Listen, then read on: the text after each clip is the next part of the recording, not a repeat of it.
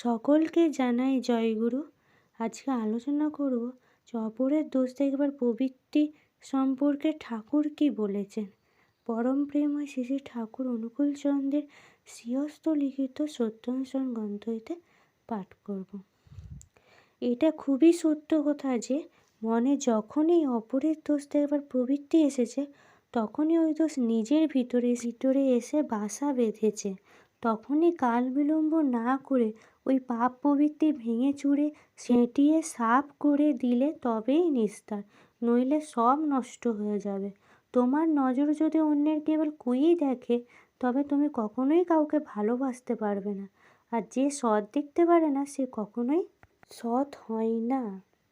তোমার মন যত নির্মল হবে, তোমার চক্ষু তত নির্মল হবে, আর জগৎটা তোমার নিকট নির্মল হয়ে ভেসে উঠবে।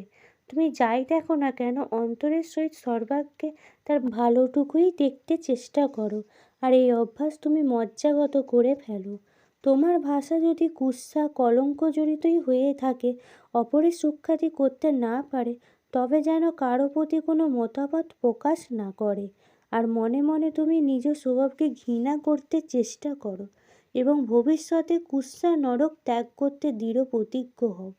পরনিন্দা করাই পরের দোষ কুড়িয়ে নিয়ে নিজে কলঙ্কিত হওয়া, আর পরের সুখ্যাতি করা অভ্যাসে নিজের স্বভাব অজ্ঞাতসারে ভালো হয়ে পড়ে। তাই বলে কোনো স্বার্থবুদ্ধি নিয়ে অন্যের সুখ্যাতি করতে নেই, সে তো খোসামত। সেই ক্ষেত্রে মন মুখ প্রায় এক থাকে না, সেটা কিন্তু বড়ই খারাপ, আর তাতে নিজের স্বাধীন মত প্রকাশের শক্তি হারিয়ে যায়। এটাই ঠাকুর বলেছেন।